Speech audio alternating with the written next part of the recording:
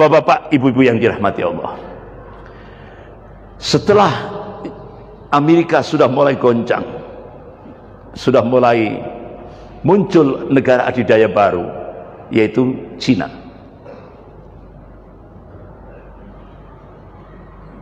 Cina mengembangkan, punya alat baru untuk menjajah negara-negara, negeri-negeri di luar Cina, yang sering disebut dengan OBOR atau One Belt One Road. Jadi proyek One Belt One Road di Cina ini diyakini banyak kalangan dapat memberikan kerugian bagi bangsa Indonesia. One Belt One Road dianggap menjadi visi geoekonomis Cina paling ambisius, dengan melibatkan 65 negara dan melingkupi 70% populasi dunia. Ini bapak-bapak, ibu-ibu yang dirahmati Allah. Jadi sekarang Cina melakukan perang terhadap Indonesia. Perangnya bukan perang konvensional, tapi perang asimetris. Ini yang sekarang digerakkan oleh Cina. Tidak terasa, Pak. Sebenarnya kita itu sedang menghadapi peperangan dengan Cina, tapi sangat halus sekali. Karena Cina pakai strategi one country and two system.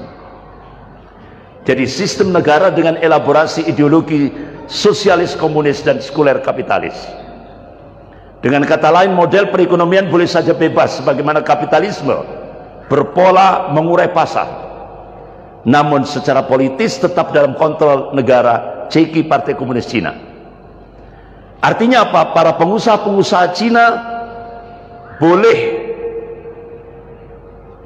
membuka ladang-ladang investasi ke negara-negara lain, tapi syaratnya harus ada backup dari tentara merah. Dan ini sudah terjadi di Indonesia. Bapak-bapak, ibu-ibu yang dirahmati Allah, bagaimana konspirasi mafia Taipan dan komunis Cina. Mafia Taipan itu 9 naga, atau kalau bahasa akademiknya oligarki. Nah itu. Sampai-sampai Dr. Rizal Ramli ketika melakukan gugatan ke Mahkamah Konstitusi tentang siapa calon pemimpin Indonesia ke depan, ditolak oleh Mahkamah Konstitusi. Karena apa? Siapa yang akan menjadi calon pemimpin Indonesia ke depan itu sudah di kantongnya oligarki, sudah di kantongnya 9 naga.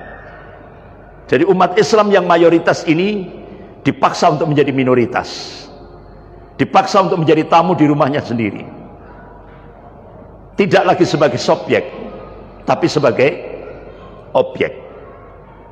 Itulah yang terjadi. Jadi bapak-bapak, ibu yang dirahmati Allah, inilah yang diungkap, yang diingatkan oleh Rasulullah SAW 1443 tahun yang lalu. Qala Rasulullah SAW, yusiku an tada'alaikumul umamu min kulli ufukin. Hampir-hampir umat-umat kafir itu, kata Rasulullah, saling ngajak-ngajak untuk menyerang kalian min kulli ufukin, dari segenap arah, dari segenap penjuru.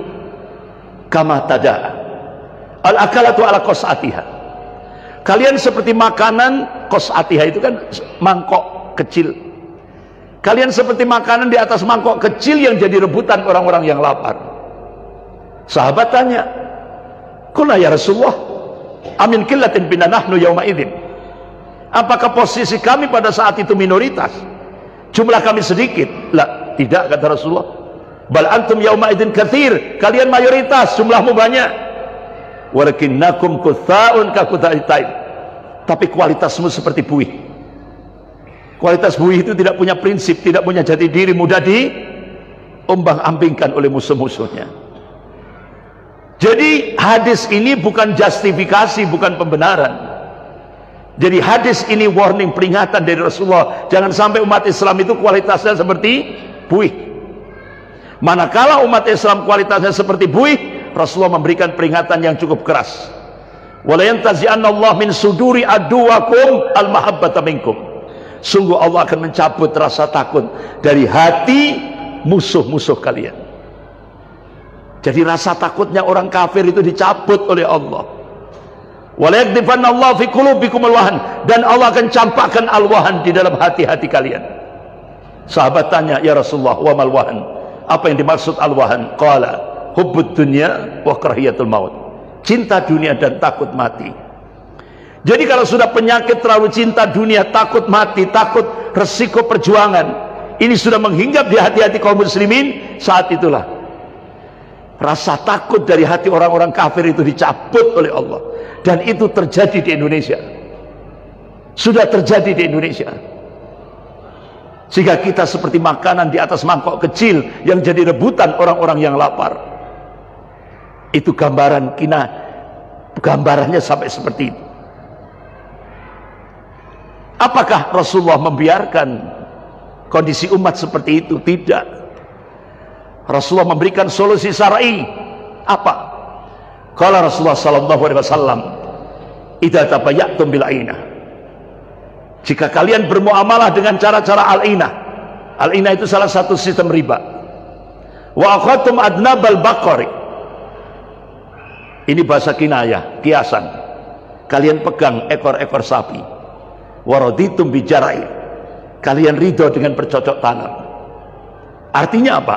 Jika umat Islam muamalahnya dengan sistem riba, jika umat Islam sibuk dengan dunia, wa taraktumul jihad fisabilillah, jika umat Islam meninggalkan al-jihad fisabilillah, salatullah alaikum dullah, maka Allah akan turunkan kehinaan.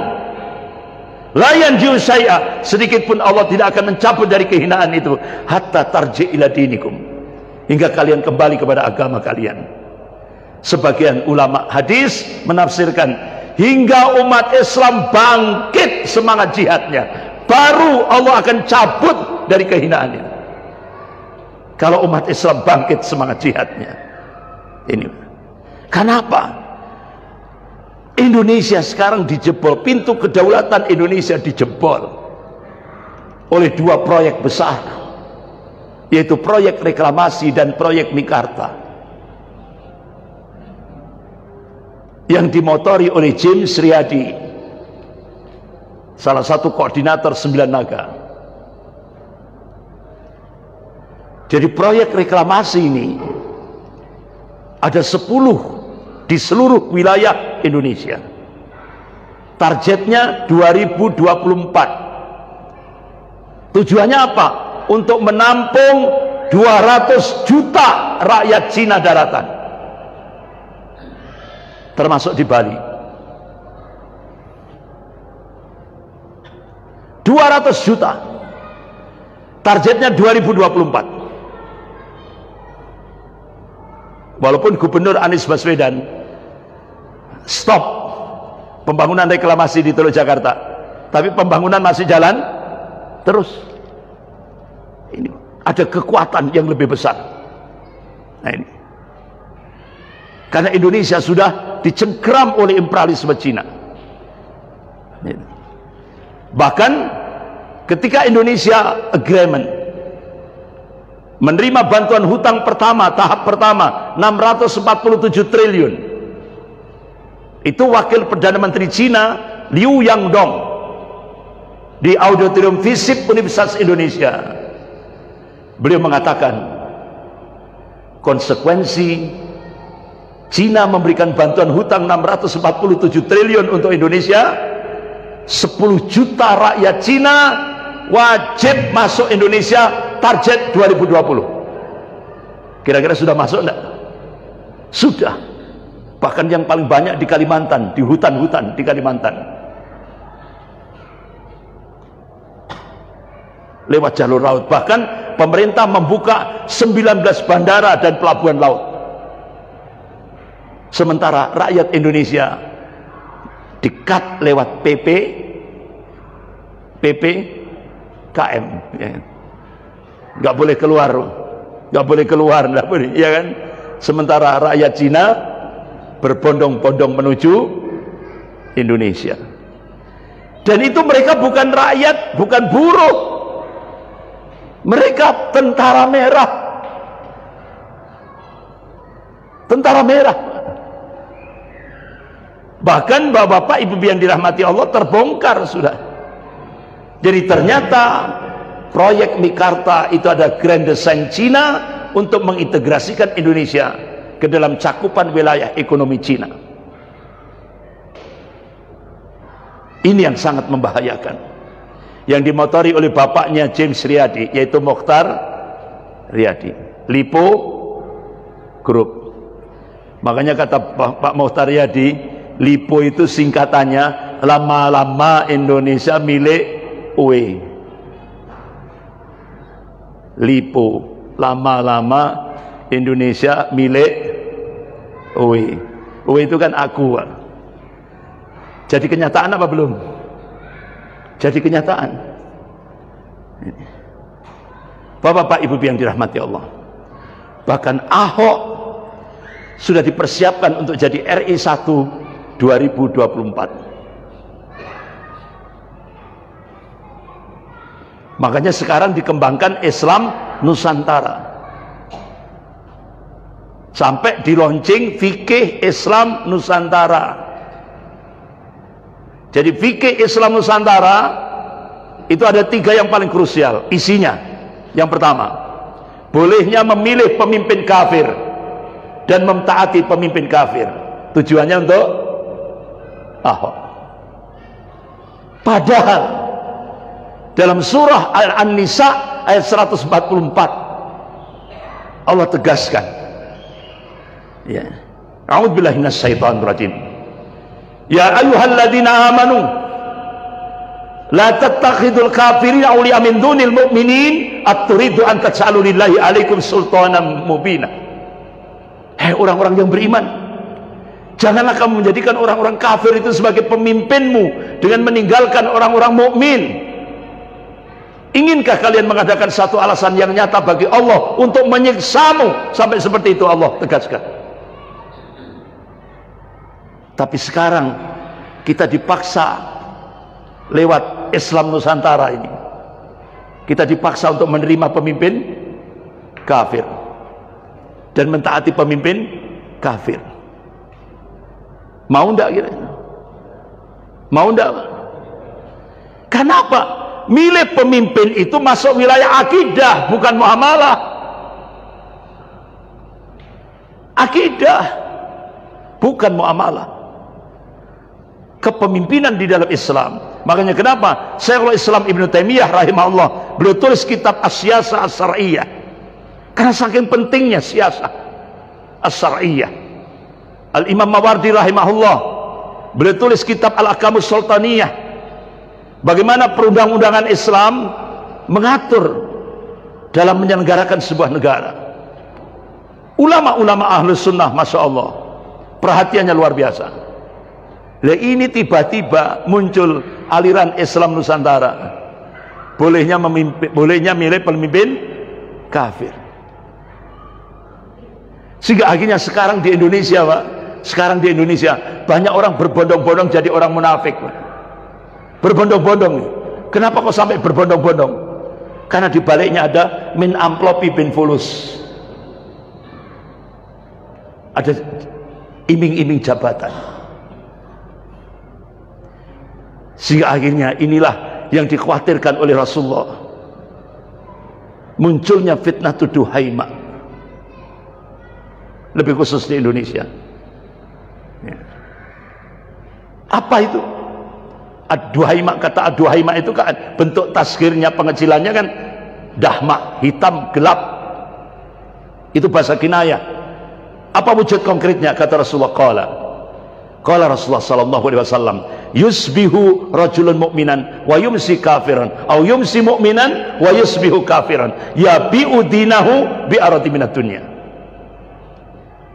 Jadi kalau sudah fitnah Duhaimah itu sudah muncul di Indonesia, kondisi umat pagi beriman, sore sudah jadi kafir, atau sore beriman, paginya sudah jadi kafir. Kenapa?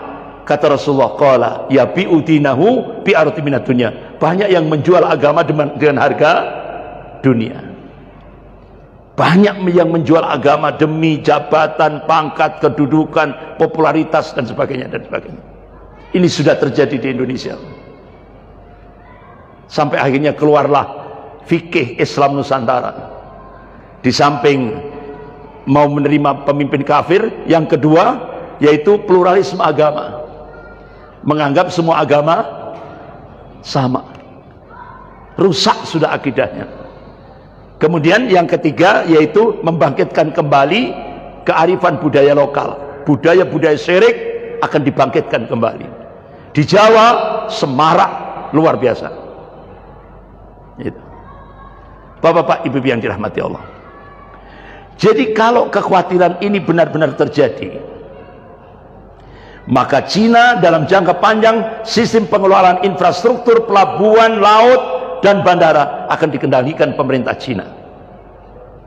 Sekarang beberapa jalan tol sudah dijual ke Cina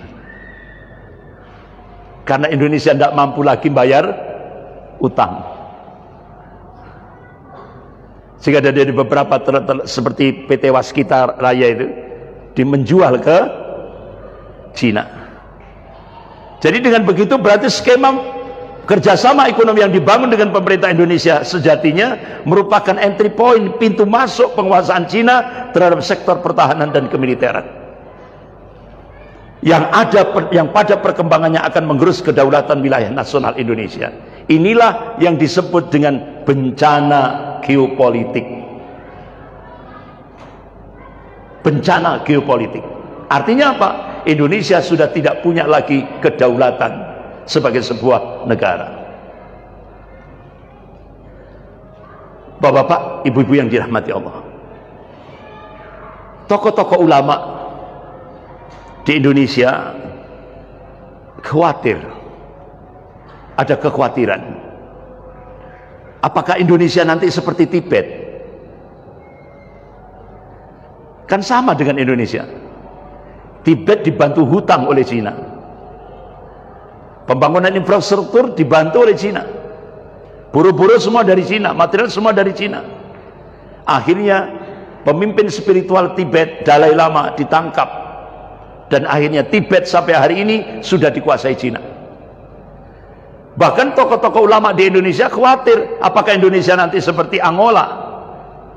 Angola itu negara Afrika, mayoritas Muslim, diberi bantuan hutang oleh Cina, dibangunkan infrastruktur, buruhnya semua dari Cina, material semua dari Cina.